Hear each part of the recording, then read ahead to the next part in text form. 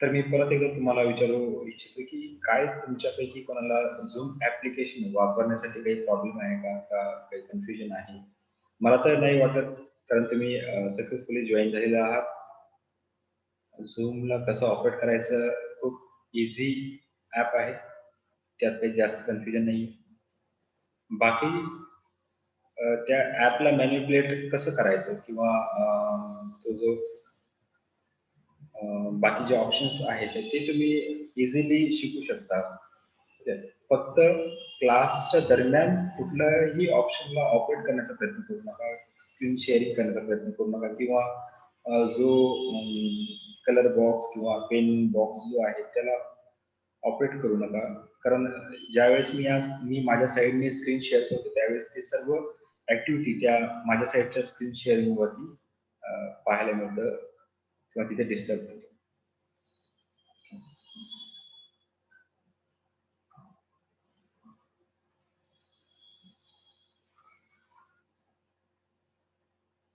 यापैकी दोन्ही श्वेता बीकॉम फायनलला आपल्याच कॉलेजमध्ये होता ना तुम्ही? नाही सर, मी नव्हती. अच्छा, श्वेता खाडे बोलताय का? हो, मी नव्हती. अच्छा, तुम्ही कुठून केलं मग बीकॉम? भंडारावरून केलं, फक्त एम.कॉम ला इथे ऍडमिशन केली. कुठे केलं म्हटलं तुम्ही बीकॉम फायनल? भंडारा, RTM युनिव्हर्सिटी. अच्छा अच्छा, भंडारा. हो. अच्छा. मग तुम्ही फर्स्ट जे आपलं मीटिंग झाली एक 2-3 दिवसापूर्वी ज्यामध्ये आपण प्रिन्सिपल सर मी वगैरे होतो, त्यावेळेस तुम्ही जॉईन होता का त्यामध्ये? नाही सर, नव्हतं केलं ते. अच्छा.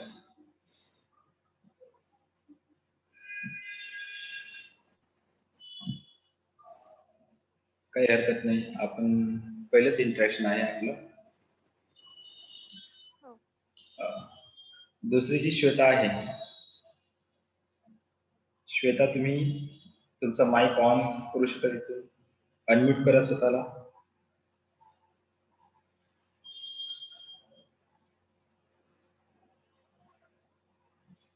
कारण इथून पुढचे लेक्चर्स जे आहेत ते आपल्याला टू वे कम्युनिकेशन करायचं आहे, वन वे कम्युनिकेशन नसणार आहे. कारण टू वे कम्युनिकेशन साठी खूप साऱ्या मेथड्स आपण याच्यामध्ये यूज करू शकतो. श्वेता, तुमच्या साईडचा साऊंड जो आहे तो अनम्यूट करा. झालाय सर आता? ओके, आता झालेला आहे. ठीक आहे सर. श्वेता, तुम्ही सध्या कुठे राहता? मी सर गावाला आहे, भाल्लरला. हो का? तुम्ही इथे पहिला हॉस्टेलला राहत होता ना? हो सर, आधी राहत होतो, ते ग्रॅज्युएशन पर्यंतच होतं सर. अच्छा, मग आता तुम्ही भालार इथे राहता? हो सर. ठीक आहे. तेच मी मगाशी तुम्ही समजून त्या दुसऱ्या श्वेताला तो प्रश्न केला होता की सध्या कुठे राहता अच्छा म्हणून. सर. कारण मला माहित होतं की तुम्ही इथे हॉस्टेलवरती राहता. मला असं वाटलं की तुम्ही यावेळेस पण एम.कॉम साठी पण त्या हॉस्टेलची फॅसिलिटी तुम्ही घेतली असेल. नाही सर. ठीक आहे. श्वेता, काय केलं मग बीकॉम फायनल इयरचा रिझल्ट लागल्यापासून ते आज ची तारीख आहे 17/12/2020 या 2 तारखेदरम्यान जो टाइम लॅग आहे त्या टाइम लॅगचं युटिलायझेशन तुम्ही काय केलं किंवा तुम्ही काय काय केलं आतापर्यंत तुम्ही शेअर करू शकता? काही वेगळ्या याची तयारी केली किंवा काही अभ्यास केला किंवा काही केलं असेल तर तुम्ही शेअर करू शकता. सर, बीकॉम फायनल इयर नंतर तर एमकॉमच एक एम होतं सर समोर की कम्प्लीट करायचं म्हणून. अच्छा. तर एमकॉम ला ऍडमिशन झाल्यानंतर सर मग ते लेट ऍडमिशन झालं, नंतर त्याच्याच प्रिपरेशन साठी काही दिवस गेले. अच्छा. आणि नंतर सर मग लॉकडाऊन मध्ये आणि मधामध्ये सर क्लासेस पण केले बँकिंगचे. अच्छा, क्लासेस वणीमध्येच केले का? हो सर, सोपान सरांकडे. कोणाकडे? सोपान सरांकडे. अच्छा. ते किती महिन्यांसाठी क्लासेस केले तुम्ही? ते सर 3 महिन्यांसाठी होते. अच्छा. आणि सर आता सध्या घरीच आहे आपलं सुरू. अच्छा, बस. घरीच आहे. लग्न समारंभ सर. वगैरे सगळे अटेंड केले असतील या 2 तारखेच्या दरम्यान ज्या हो. वेळेस बरोबर आहे. हो सर. अच्छा. कारण ही गोष्ट मी तुम्हाला बीकॉम मध्ये पण जी सांगितली होती पहिल्या लेक्चर मध्ये, तीच गोष्ट मी परत या आजच्या पहिल्या लेक्चर मध्ये सांगणार आहे. हो तुम्हाला सर. मागे एकदा म्हटलेलं आठवतंय का की तुम्ही तुमचं टार्गेट सेट करा, डिसाईड करा, ते टार्गेट लिहून ठेवा. हो सर. तर तुम्ही तुमचं टार्गेट लिहून ठेवलेलं आहे किंवा डिसाईड केलेलं आहे? हो सर. अच्छा, मग त्या टार्गेटला अचीव्ह करण्यासाठी तुम्ही आजच्या तारखेपर्यंत बरेचसे प्रयत्न केलेच असतील, मला विश्वास आहे. ठीक आहे. पण आता इथून पुढचा जो वेळ आहे ना, कसं मी बीकॉम फर्स्ट इयरला असताना तुमच्यासोबत कनेक्ट नाही झालो. त्याचं कारण वेगळी होती, पण तुम्हाला आता येथे कनेक्ट केलेला आहे थर्ड सेमला. हो सर. कारण आता नवीन बॅच पण तुमच्यासोबत आलेली आहे. आता सध्या ऍडमिशन चालू आहे.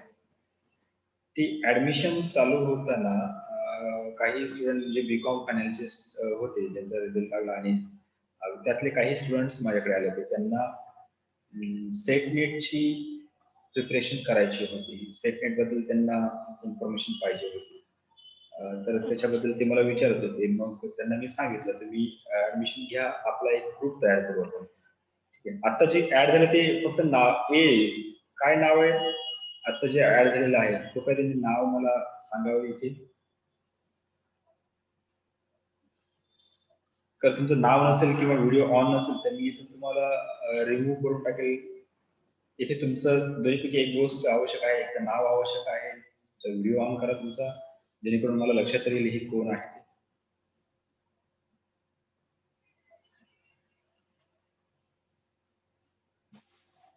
अनम्यूट झाला तो. कारण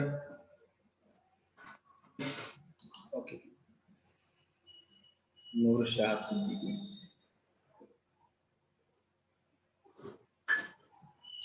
हा, तर आपला डिस्कस करूया पुढे.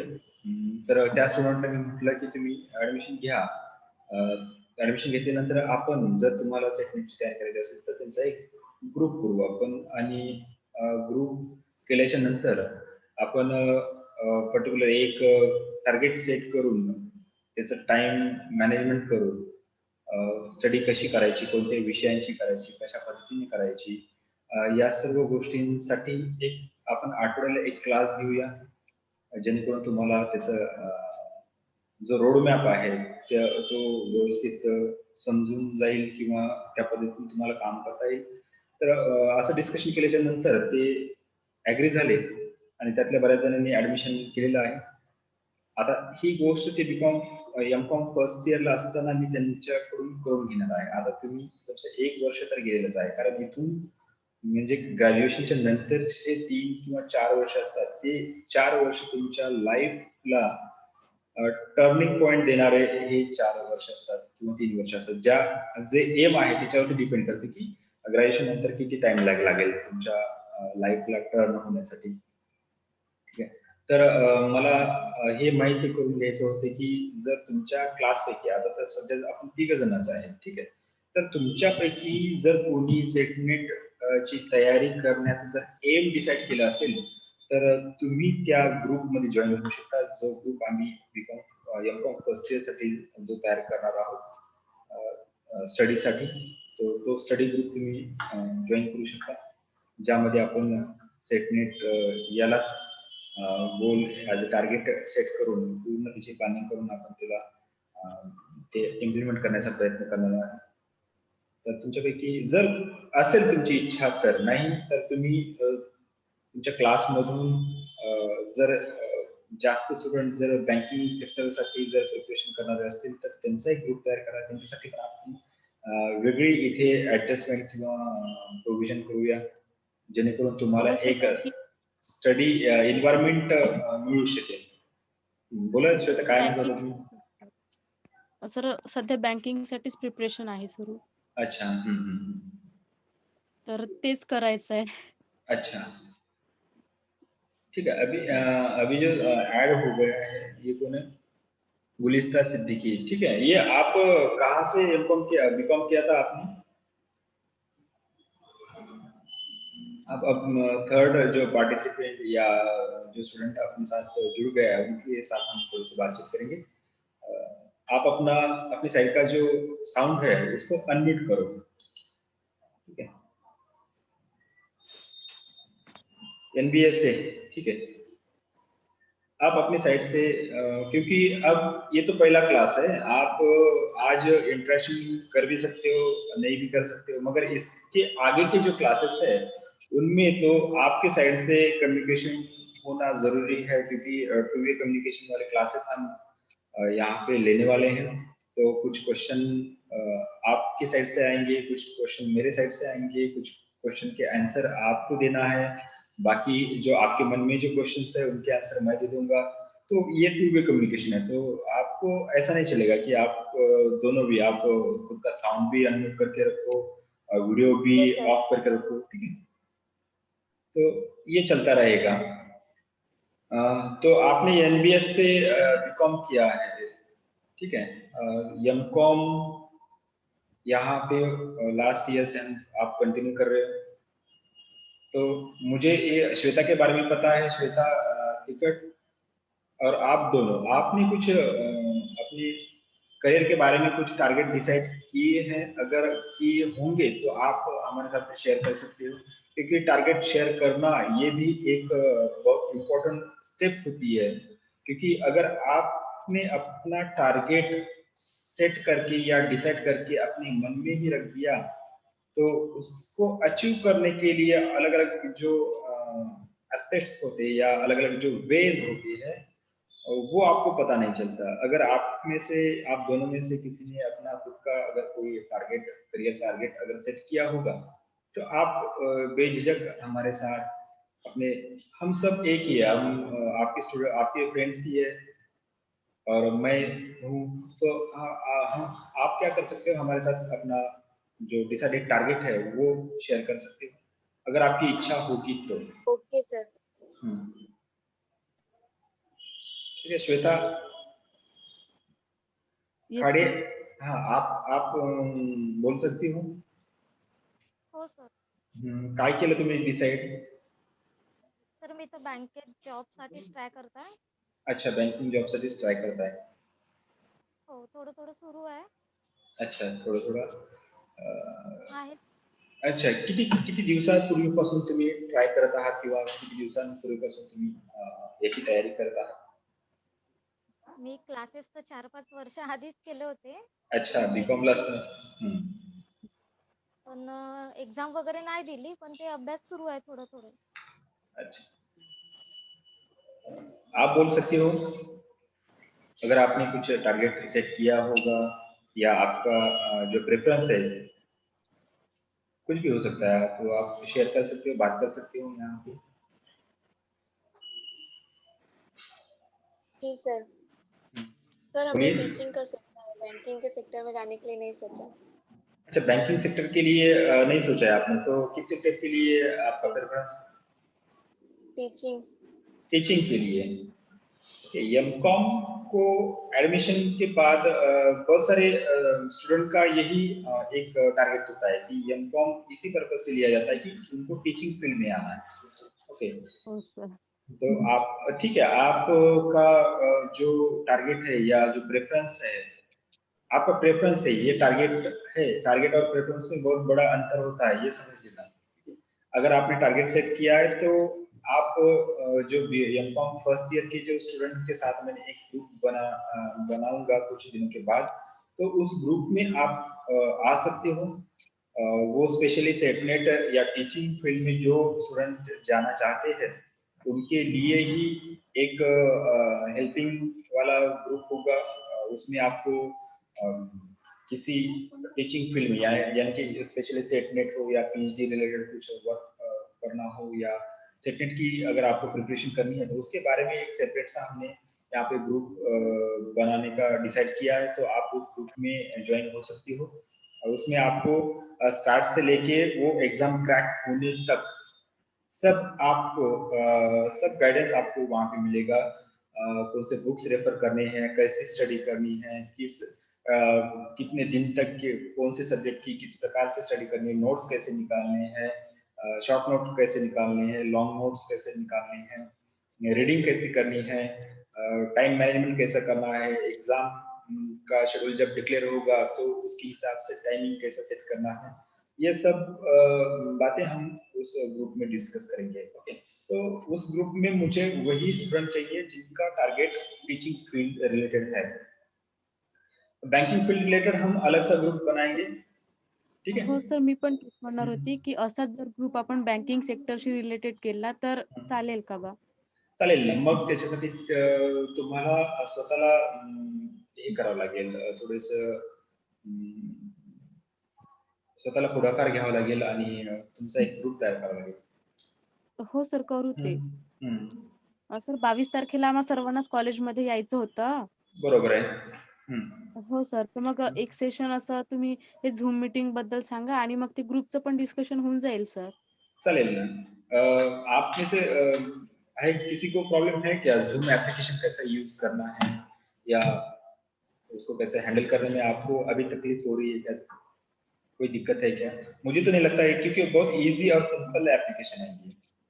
हो आणि सर ते तुम्ही Googleचं पण सांगतो म्हणाले होते. यस यस, गूगल क्लासरूम भी हमें ज्वाइन करना होगा। गूगल क्लासरूम के लिए हम अभी तो उसको ज्वाइन नहीं करेंगे, जब आपका एक यूनिट खत्म होता है या एक यूनिट कंप्लीट होता है उसके बाद मैं जब आपको कुछ असाइनमेंट दे दूंगा, तब उस टाइम आपको असाइनमेंट सबमिशन या कोई टेस्ट लेनी होगी या कोई आपको नोट्स प्रोवाइड करने होंगे, तो उस टाइम उस गूगल क्लासरूम का हम बेनिफिट ले सकते हैं। एक जस्ट अभी ये हम क्या करेंगे, एक 10-12 क्लास इस जूम पे ले लेंगे। आप थोड़ा सा इसको यूजर फ्रेंडली बन जाओ इसके साथ, जूम ठीक के आहे. साथ। उसके बाद हम गूगल क्लासरूम को यूज करेंगे, तो वो भी बहुत बड़ी बात नहीं है। गूगल क्लासरूम को कैसे यूज करना है, उस पर कैसे असाइनमेंट सबमिट करना है, कैसे अटेंडेंस देनी है, ये सब ठीक आहे. बातें हम अगर टाइम मिलता है या अगर आप सब लोग फिजिकली कॉलेज में या क्लासरूम में जहाँ पर मैं अभी बैठा हूँ अपनी कंप्यूटर लैब, उसमें अगर यदि आप आते हो सब लोग, तो यहाँ पे हम प्रोजेक्टर के ऊपर मैं आपको लाइव लाइव डेमो आपको दिखा दूंगा, ठीक है? हो सर, ठीक आहे. मुझे लगता है आपके एमकॉम के क्लास में अधिकतर स्टूडेंट जो है वो बीकॉम जिन्होंने इसी कॉलेज में किया था वही स्टूडेंट्स है, और बहुत कम ऐसे स्टूडेंट्स होंगे जो अदर कॉलेज से आए होंगे या अदर कॉलेज में जिन्होंने एमकॉम कंप्लीट किया था।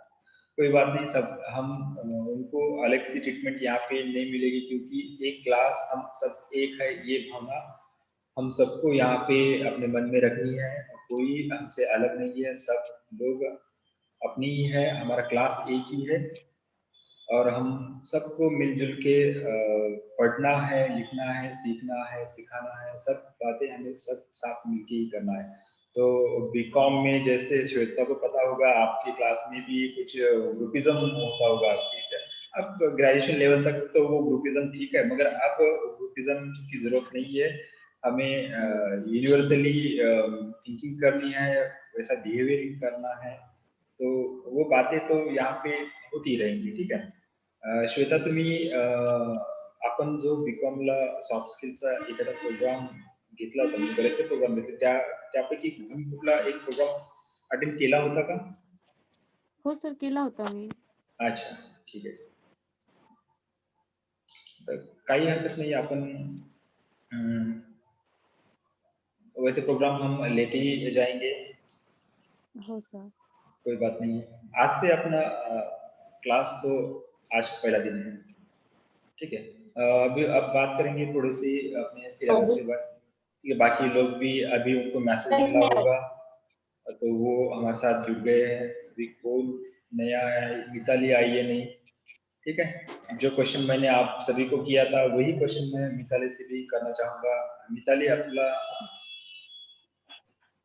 मिताली, क्या आप मेरी आवाज सुन सकते हो? मिताली, काय तुम्ही आवाज ऐकू शकता माझा?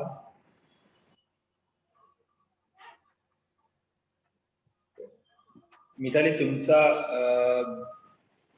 जो स्टडी एरिया असेल किंवा अभ्यास करण्याची जी जागा असेल त्या जागेवरती जाऊन बसा. जिथेही आपल्या घरातली एक पर्टिक्युलर जागा असते, आपली अभ्यास करण्याची जागा म्हणतो आपण, किंवा आपला अभ्यास करण्याचा टेबल चेअर असेल किंवा ज्या ठिकाणी तुम्ही दररोज अभ्यास करता त्या ठिकाणी तुम्ही जाऊन बसा. कारण ऑनलाईन क्लास करणं म्हणजे जसं आपण मोबाईलवरती मूव्ही पाहतो किंवा फेसबुकला स्क्रोल करत राहतो आपल्या सोफ्यावर बसून किंवा कुठेही असं हे करून, तर त्या पद्धतीचं इथे हे नसावं. ज्या ठिकाणी तुम्ही दररोज स्टडी करता, वाचन करता, अभ्यास करता, ती जागा, त्या जागेवरती जाऊन तुम्ही हा ऑनलाईन क्लास करावा. कारण याचा इनडायरेक्टली इम्पॅक्ट तुमच्यावरती होतो, याचा इनडायरेक्टली इम्पॅक्ट तुमच्या फोकस वरती होतो, कॉन्सन्ट्रेशन वरती होतो. तर इथून पुढे आजचा काही प्रॉब्लेम नाही, आज तुम्ही कसाही क्लास अटेंड करू शकता, कशाही पद्धतीने तुम्ही हे करू शकता, पण इथून पुढचे जे क्लासेस होणार आहेत त्या क्लासेस मध्ये मात्र या गोष्टी कटाक्षाने पाळावे अशी विनंती आहे तुम्हा सर्वांना. ठीक आहे मिताली, तुम्ही आवाज ऐकू शकत असाल तर मी तुमच्यासोबत काही तुमच्यासोबत इंटरॅक्शन करण्यासाठी इच्छुक आहे मी. मिताली, हा सर. काय केलं मग? आज आहे 17/12/2020 आणि तुमचं बीकॉम ज्यावेळेस झालं, बीकॉमचा रिझल्ट ज्यावेळेस लागला त्या तारखेपासून आजपर्यंत तुमचा शेड्यूल कसा होता, कशा पद्धतीने टाइम युटिलायझेशन केलेलं आहे, किंवा काही अशी वेगळी गोष्ट केली का तुम्ही? कुठला क्लासेस केला आहे का कुठल्या तयारी केली आहे? नाही सर, बुक्स रीडिंग वगैरे तेच चालू होतं आणि आता जॉब साठी पाहत आहे सध्या. अच्छा, जॉब सर्चिंग करणं चालू आहे का तुमची? हा, सर्चिंग चालू आहे आता.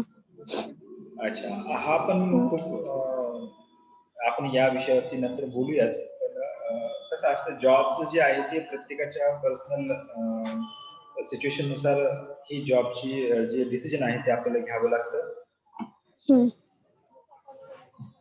ठीक आहे, नंतर ठीक आहे, तुम्ही काही कारणांमुळे तुम्ही हे जॉबचं डिसिजन घेतलं असेल, ते तुमचं वैयक्तिक कारण असेल, परंतु जॉब करता करता तुम्ही या फ्लो पासून दूर जाऊ नये एवढीच इच्छा आहे. कारण मी खूप पूर्वीपासून तुम्हा सर्वांना पाहत आलेलो आहे. कारण तुमच्या मध्ये काय काय कॅपेबिलिटीज आहे या गोष्टींची जाण मला आहे. त्या सोर्सेसला तुम्ही इतर ठिकाणी जास्त वेळ न देता जे टार्गेट आहे त्याच्यावरती तुम्ही फोकस करावं अशी एक माझी इच्छा आहे. ओके, पण परिस्थितीमुळे आपण काही गोष्टींना ऍक्सेप्ट करतो, ती गोष्ट वेगळी आहे. आता तुम्ही आता जर आपले क्लासेस तर कंटिन्यू होतीलच. मला असं वाटतं, मनापासून वाटतं की तुम्ही खूप दिवसापूर्वी तुमचं जे टार्गेट सेट केलेलं आहे एक वेळेस तुम्ही मला ते डिस्कस पण केलं होतं माझ्यासोबत. हा, तर त्याला लवकरात लवकर तुम्ही अचीव करावं, त्याच्यासाठी प्रयत्न करावं हेच वाटतं. एमकॉम तर हा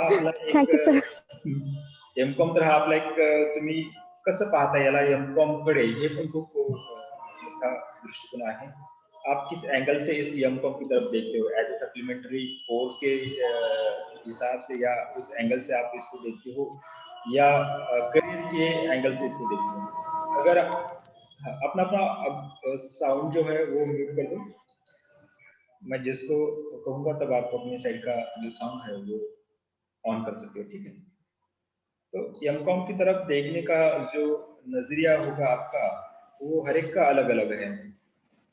जस्ट करना है इसलिए करते होंगे, या आगे भी कुछ करना है उसके लिए भी कुछ लोग करते होंगे. तो हर एक का पॉइंट ऑफ व्यू अलग अलग होगा, उससे मुझे कुछ नहीं लेना है. मगर आज के बाद एमकॉम की तरफ देखने का जो पॉइंट ऑफ व्यू है आपका, वो मैं डेफिनेटली आप सबका वो बदल दूंगा. क्योंकि एमकॉम के लिए जो अभी तक सब्जेक्ट्स थे वो उनका इम्पोर्टेंस तो हर एक सब्जेक्ट का अलग अलग है ही. मगर मैंने इस आप क्योंकि फर्स्ट सेम और सेकंड सेम के कुछ भी सब्जेक्ट, कोई भी सब्जेक्ट मैं ले सकता था, मगर मैंने प्रायोरिटी दी आपके लिए जो रिसर्च मेथोडोलॉजी का जो सब्जेक्ट है उसको मैंने पहले प्रायोरिटी दी.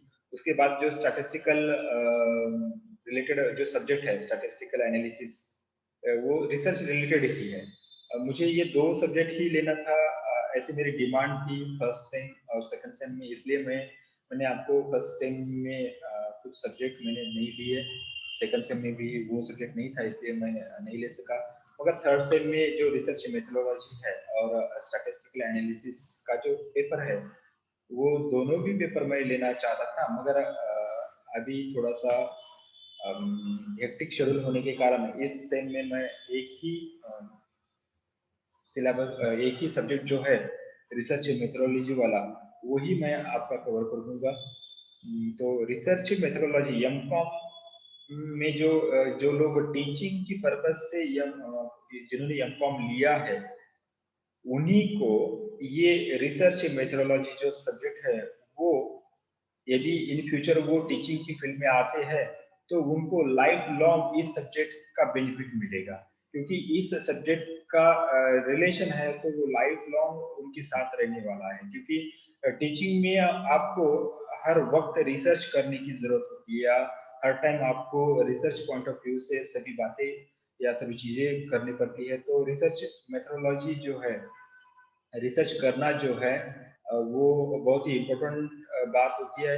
अगर आप एमकॉम में अगर नहीं होते भी, फिर भी आपको ये सब्जेक्ट बहुत, आपके लिए ये सब्जेक्ट बहुत ही इम्पोर्टेंट होगा, क्योंकि रिसर्च पॉइंट ऑफ व्यू यदि किसी व्यक्ति के पास आता है तो उसके बहुत सारे प्रॉब्लम्स सॉल्व होते हैं। रिसर्च पॉइंट ऑफ व्यू से आप अपनी पर्सनल प्रॉब्लम्स को भी बहुत अच्छी तरह से हैंडल कर सकते हो, साथ ही साथ सोशल प्रॉब्लम्स हो या कोई भी प्रॉब्लम्स हो, तो फैमिली प्रॉब्लम्स हो, उसी को भी आप बहुत अच्छी तरह से हैंडल कर सकते हो। रिसर्च पॉइंट ऑफ व्यू से अगर आपने अपनी लाइफ में रिसर्च को समझ लिया, परख लिया या जान लिया, उसके बारे में बहुत सारा नॉलेज अगर आपने कलेक्ट किया, तो ये बात जो है, ये रिसर्च वाला जो एटीट्यूड है, इसकी मदद से आप अपने लाइफ में पर्सनल डिसीजन भी बहुत अच्छी तरह से ले सकते हो, अपने टाइम का यूटिलाइजेशन बहुत अच्छी तरह से कर सकते हो। और उसके साथ एकेडमिक रिलेटेड कोई अगर आपको कोई बात करनी हो, चाहे कुछ रिसर्च पेपर लिखना हो या किसी कॉन्फ्रेंस में आपको रिसर्च पेपर को प्रेजेंट करना हो, या अभी तो एमफिल नहीं है, अभी एमफिल नए एजुकेशन पॉलिसी में वो उसको बंद कर दिया गया है, अभी तो एमफिल की डिग्री नहीं है, तो एमफिल के लिए भी रिसर्च बहुत इम्पोर्टेंट था, पीएचडी के लिए भी रिसर्च, उस पीएचडी एंगल से भी ये एमकॉम के लिए जो रिसर्च सब्जेक्ट है उसका इम्पोर्टेंस है। तो जो लोग, मैं यहाँ पे वही कहना चाहता हूँ कि जो लोग टीचिंग पॉइंट ऑफ व्यू से एमकॉम कर रहे हैं, उनको अभी से ये जो रिसर्च मेथोडोलॉजी वाला सब्जेक्ट है और स्टैटिस्टिकल एनालिसिस वाला सब्जेक्ट है, उसको परफेक्ट करना है, क्योंकि ये बहुत लॉन्ग टाइम के लिए ये 2 सब्जेक्ट आपको, आपके नॉलेज को, आपके पर्सनैलिटी को बहुत फायदेमंद होगा। क्योंकि एक बार आपने इस स्टेज पे, एमकॉम के स्टेज पर रिसर्च मेथोडोलॉजी को पूरी अच्छी तरह से समझ लिया, तो बहुत बेनिफिट, बहुत अलग अलग एंगल से आपको बेनिफिट मिल सकते हैं। ठीक है, तो यही कारण था मेरा इस सब्जेक्ट को सेलेक्ट करना, चूज करना, इन 2 सब्जेक्ट को। सिर्फ मैं यहाँ पे एक सब्जेक्ट लेना चाहूँगा। तो हमारे पास जितना टाइम है, उसके टाइम हिसाब से ये पूरा सिलेबस हमें कवर करना है। एक बार मैं यहाँ से स्क्रीन को शेयर कर देता हूँ और आपको इस सिलेबस के बारे में जस्ट एक प्राइमरी लेवल पर इंफॉर्मेशन दे दूंगा यहाँ पे। ठीक है, मुझे लगा कुछ मैसेज आया है, कोई बात नहीं। आपको स्क्रीन, सभी को स्क्रीन शेयरिंग दिखाई दे रही है? यहाँ से मैंने स्क्रीन को शेयर किया है, क्या आप सभी को ये दिखाई दे रही है? अगर सभी को ये यस सर। ठीक है, तो आप जस्ट मिनट, मैं स्लाइड को व्यू कर देता हूँ यहाँ पे। अब थोड़ा सा डिटेल में इसकी डिस्कस करेंगे। इसका जो टाइटल है रिसर्च मेथोडोलॉजी, ये इसका पेपर नंबर 1 होता है। पेपर नंबर हमें एग्जाम फॉर्म भरने के लिए उस टाइम ये याद रखना बहुत जरूरी होता है। तो एमकॉम 301 इसका एक एग्जाम पेपर नंबर है ये। तो आगे जाएंगे, आगे वाली स्लाइड को मैं व्यू कर देता हूँ। इसका जो ऑब्जेक्ट है, यूनिवर्सिटी ने जो अपनी जो यूनिवर्सिटी है संत गाड़िया बाबा अमृत यूनिवर्सिटी, उसकी जो स्टडी बोर्ड है एमकॉम का, जो हर एक फैकल्टी के लिए जो स्टडी बोर्ड होता है, अपनी फैकल्टी के लिए जो स्टडी बोर्ड है, तो इन्होंने जो ऑब्जेक्ट दिया है इस सब्जेक्ट के बारे में वो क्या है, उनका कहना ऐसा है कि हम अपने स्टूडेंट को रिसर्च मेथोडोलॉजी ये सब्जेक्ट क्यों सिखाएंगे, या सीखने का जो ऑब्जेक्ट है वो क्या होगा। तो उनका यही एम है कि जो रिसर्च रिलेटेड जो बेसिक कॉन्सेप्ट है, बेसिक प्रिंसिपल्स है, थ्योरेटिकल जो कॉन्सेप्ट है रिसर्च के बारे में, तो वो सभी स्टूडेंट को सिखा देना या उनको सीखना चाहिए, ताकि वो उनको रिसर्च व्यू आ जाए। उसके साथ जो एमकॉम फोर्थ सेम के लिए जो प्रोजेक्ट रिपोर्ट है या प्रोजेक्ट रिपोर्ट वाला पेपर जो है, उसमें आपको एक प्रोजेक्ट दिया जाएगा। उस प्रोजेक्ट को कंप्लीट करने के लिए आपको उस प्रोजेक्ट के ऊपर सर्च करना पड़ेगा, रिसर्च करना पड़ेगा। तो वो रिसर्च एक्टिविटी या रिसर्च प्रोसेस पूरी तरह कंप्लीट करने के लिए जो टेक्निक हमें आनी चाहिए, वो सभी टेक्निक्स इस सेम में यानी थर्ड सेम में ही उनको सिखा दी जाए। ये इस पेपर का उद्देश्य था जो स्टडी बोर्ड ने दिया गया था, या उन्होंने ऐसा ये ऑब्जेक्ट जो है उन्होंने बनाया था। तो आगे जाएंगे, इसमें हमें 5 यूनिट को कवर करना है। हर एक यूनिट में अलग अलग कंटेंट्स है, उसको हम देखेंगे, मगर उससे पहले हम देखेंगे कि ये तो पता है आपको, थ्योरी पेपर जो है 80 मार्क्स का होगा और इंटरनल आपके 20 मार्क्स के होंगे। आपको जो थ्योरी पेपर देना है तो वो 80 मार्क का ही होगा, ठीक है। नेक्स्ट जाएंगे हम आगे। यहाँ से आपको यूनिट नंबर 1 में जो है हमें बेसिक इंफॉर्मेशन लेनी है, रिसर्च मेथोडोलॉजी की मीनिंग को देखना है, उसका नेचर क्या है, प्रैक्टिकल इंपॉर्टेंस क्या है, लिमिटेशंस क्या हो सकते हैं, उसके बाद रिसर्च प्रॉब्लम क्या है, okay, the process of the choice and factor involve in the process.